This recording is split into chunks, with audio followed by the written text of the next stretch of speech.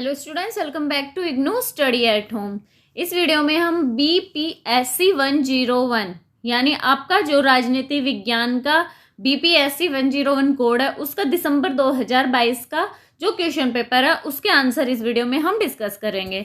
दिसंबर 2022 में बीपीएससी 101 राजनीतिक सिद्धांत की समझ, ये जो पेपर है ये आपका 100 नंबर का आया है। प्रश्न दिए गए हैं जो 2 भाग हैं, इनमें से आपको हर भाग में से 2 प्रश्न लेने हैं और टोटल 5 प्रश्नों के आंसर लिखने हैं।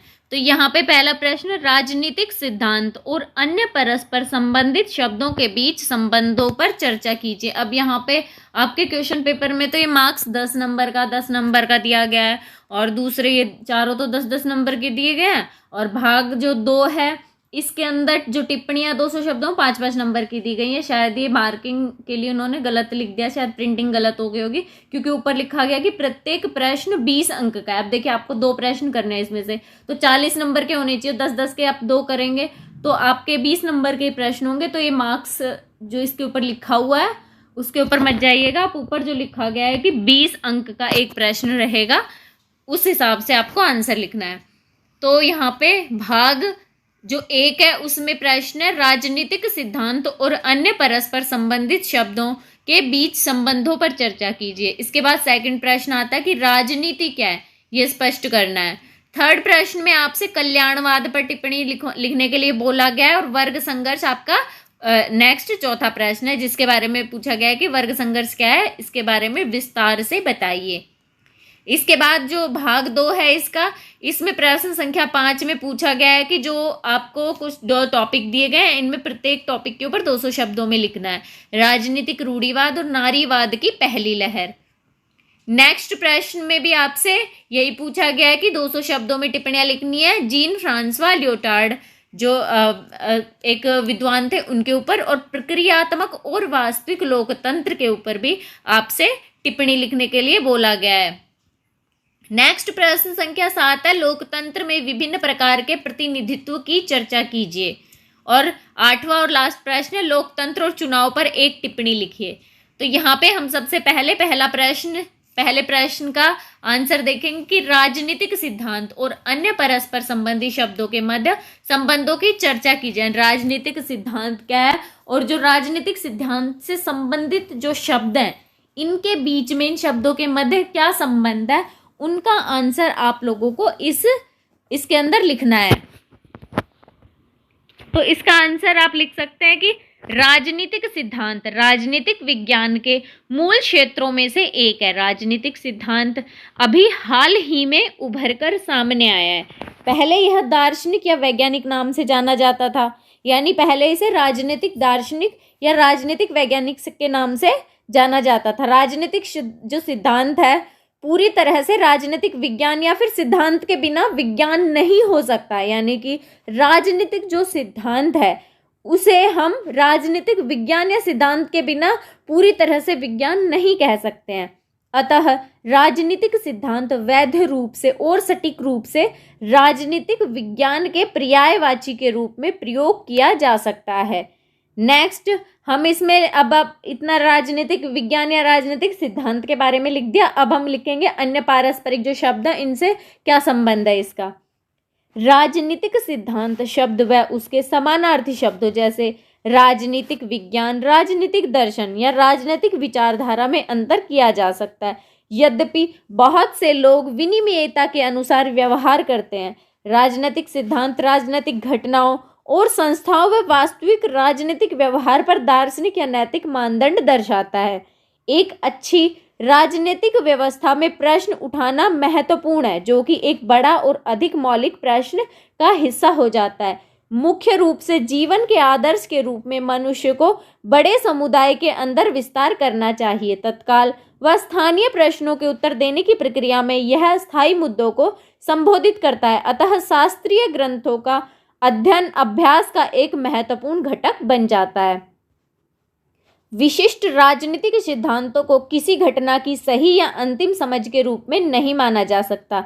एक घटना का अर्थ नए दृष्टिकोण से हमेशा भविष्य की व्याख्याओं के लिए खुला रहता है। प्रत्येक की व्याख्या या विश्लेषण एक विशेष दृष्टिकोण या राजनीतिक जीवन से संबंधित होता है। इसके अलावा जो राजनीतिक सिद्धांत है इसकी समीक्षा करने के प्रभावों में लगा रहता है, ताकि एक ऐसा राजनीतिक स्पष्टीकरण स्थापित हो सके कि जो कि सामान्य लोगों से ऊपर हो जाए। राजनीतिक सिद्धांत और राजनीतिक विज्ञान के बीच कोई तनाव नहीं है, क्योंकि वे अपनी सीमा व अधिकार क्षेत्रों की शर्तों को अलग अलग निर्वाह करते हैं।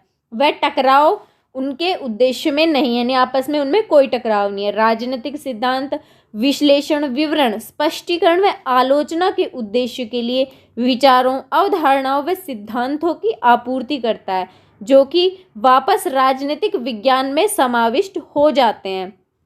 राजनीतिक जो दर्शन है, अब अगला शब्द है राजनीतिक दर्शन। राजनीतिक दर्शन प्रश्नों के सामान्य उत्तर प्रदान करता है, जैसे कि न्याय क्या है, और विभिन्न प्रकार की अन्य धारणाओं से संबंधित है। क्या है और क्या होना चाहिए, उसमें भी यह भेद करने के साथ साथ राजनीति के बड़े मुद्दे से जुड़े प्रश्न के सामान्य उत्तर भी प्रदान करता है। राजनीतिक दर्शन आदर्श राजनीतिक सिद्धांत का एक हिस्सा है, क्योंकि यह अवधारणाओं के बीच अंतर संबंध स्थापित करने का प्रयास करता है। शायद यह कहना सही होगा कि हर राजनीतिक दार्शनिक एक सिद्धांतवादी है, हालांकि हर राजनीतिक सिद्धांतवादी एक राजनीतिक दार्शनिक नहीं हो सकता है। राजनीतिक विचार पूरे समुदाय का विचार होता है, जिसमें पेशेवर राजनेता, राजनीतिक टिप्पणीकार, समाज सुधारक और समुदाय के साधारण व्यक्ति जैसे स्पष्ट वर्गों के भाषणों के लेखन शामिल होते हैं। विचार राजनीतिक ग्रंथों, विद्वानों के लेखन, भाषण, सरकारी नीति व निर्णयों, कविताओं व गद्य के रूप में हो सकता है। राजनीतिक विचार जो लोगों की व्यथा को प्रकट करते हैं। संक्षेप में राजनीतिक विचारों में ऐसे सिद्धांत शामिल होते हैं जो राजनीतिक व्यवहार व मूल्यों का मूल्यांकन करने के लिए तथा इसे नियंत्रित करने के तरीकों को समझाने का प्रयास करते हैं। राजनीतिक दर्शन राजनीतिक सिद्धांतों और अवधारणाओं के बीच संघर्ष को हल करने या फिर समझाने का प्रयास करता है। राजनीतिक दर्शन राजनीतिक सिद्धांत सामान्य राजनीतिक जीवन से उत्पन्न दृष्टिकोण व कार्यों को समझाने व विशेष संदर्भ में उनके बारे में सामान्यीकृत करने का प्रयास करता है। यह राजनीतिक सिद्धांत अवधारणाओं और परिस्थितियों के बीच या उनके साथ के संबंधों से संबंधित है। राजनीतिक दर्शन राजनीति के सिद्धांतों और अवधारणाओं के बीच संघर्ष को हल करने या फिर समझने का प्रयास करता है, जो कि निर्धारित की गई परिस्थितियों में समान रूप से स्वीकार्य दिखाई दे सकता है।